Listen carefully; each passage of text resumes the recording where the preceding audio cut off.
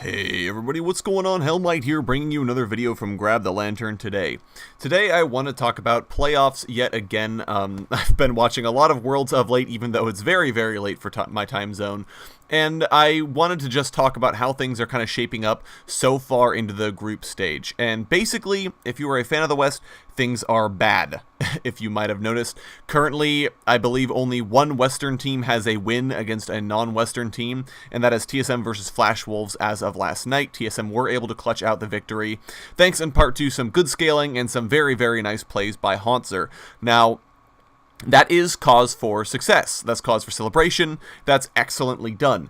However, I think at the end of the day, though, it spells some very unpleasant truths about the state of Western play of League of Legends. TSM were barely able to beat Flash Wolves, and this is a problem because this Flash Wolves, first of all, is the weakest iteration of the Flash Wolves yet to date, and second of all, the Flash Wolves are the best team of a very weak region. They make Worlds every single year, not necessarily just because they're good, but because the rest of their region is so incredibly weak they can't even pose them competition. Similarly to how TSM makes Worlds just about every single year. And that's the only win the West has currently. Fnatic lost to Gigabyte Marines, of all people. Cloud9 weren't able to beat SKT. We had Immortals lose to Longshu Gaming, which I think pretty much everyone expected that, and the Cloud9 loss. Misfits lost.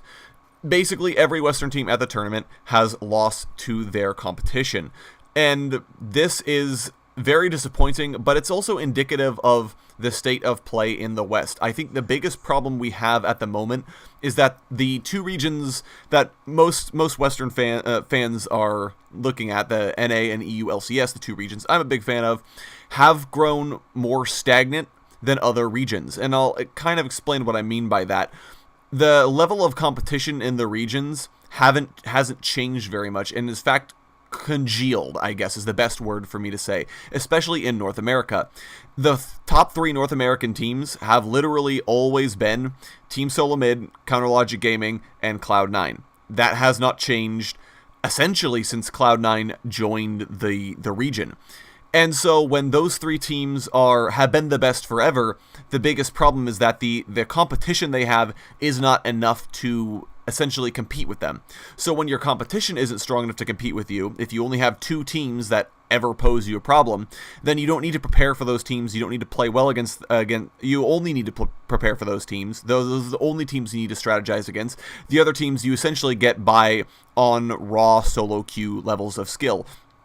And that's a big reason why TSM lost a lot of game ones in the previous year, because I feel they simply weren't giving their opponents enough credit. They kind of used game one as a feel them out game and then said, all right guys, gloves are off now, and then proceeded to win games 2 and 3, a lot of the time just based on raw skill and the raw talent of their players. And this is a problem because it means that these top teams haven't had a need to ever work hard. They're getting through entirely based on their skill, and I think that it gives them a false sense of security.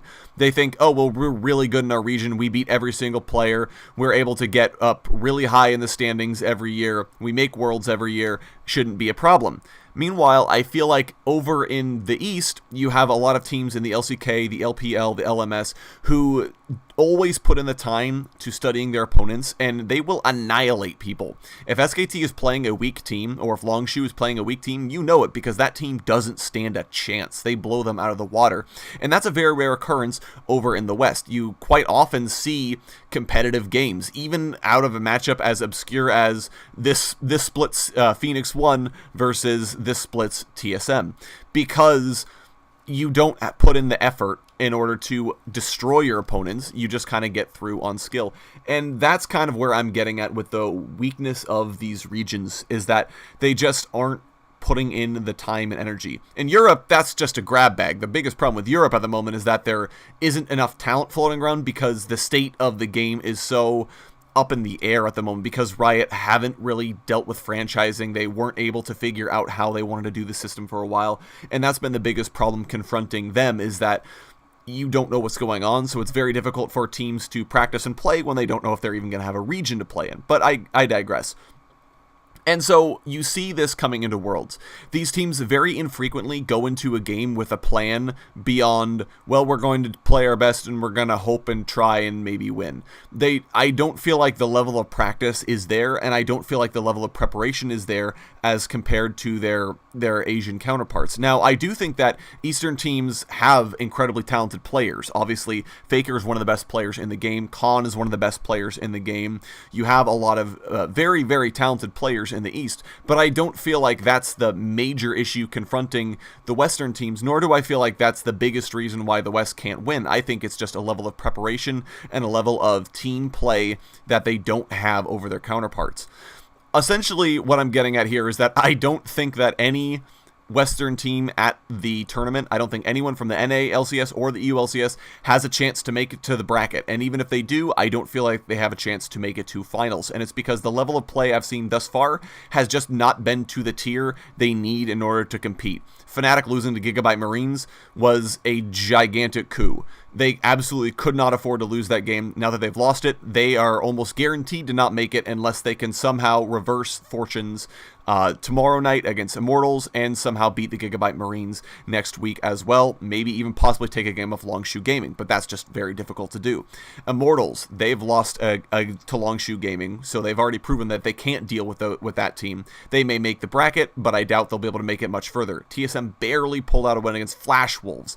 That's not a good sign for their future prospects, even if they do make it through the bracket. Misfits were annihilated. Cloud9 were annihilated. All of these are problems that indicate that we're just not at the correct level to compete. And meanwhile, if you look over at the Gigabyte Marines as a good counterpoint, the Gigabyte Marines have come into this tournament very well prepared. They were prepared for what Fnatic were planning to do. They played an oddball pick that happened to work out. And against Longshoe Gaming even, they brought out a very novel strategy with the Mordekaiser in an attempt to kind of brutalize towers with an early Rift Herald plus an early Dragon Ghost. That's not the strategy of someone who's looking to get through a game based on solo queue power. That's a strategy from a team who knows they may not be able to compete on a raw mechanical level, but who nonetheless came up with a strategy that, while fragile, may have worked. And there is the biggest difference for me between the two regions. The Gigabyte Marines were willing to throw the playbook out the window and do everything they needed to prepare for their competition. The West, meanwhile, coasted on their laurels, figured we'll just play as hard as we can, and hopefully it works out. And unfortunately, that's not how it works on the world stage. Anyways, that's going to be it for me today, guys. I hope you enjoyed the breakdown today. Go ahead and let me know your comments, your thoughts on the subject down in the comment section below. I know I'm kind of throwing around a lot of things here, so if I was confusing or if you guys had a few thoughts for me, go ahead and let me know. I would love to hear from you guys about Worlds. If you guys want to hear more Worlds content, let me know as well. I do love talking about this stuff, and if you guys are enjoying it, I will definitely do more of it in the future. If you enjoy the video, go ahead and leave a like, and if you really enjoy the video, consider subscribing. I upload a video every Monday, Friday, and on patch days as well. And if you're hungry for more Grab the Lantern content, you can go ahead and check out my blog, grabthelantern.tumblr.com. I upload an article just about each and every single day for your enjoyment. Once again, thank you guys so very much for watching. I do appreciate it, and I will talk to you all later.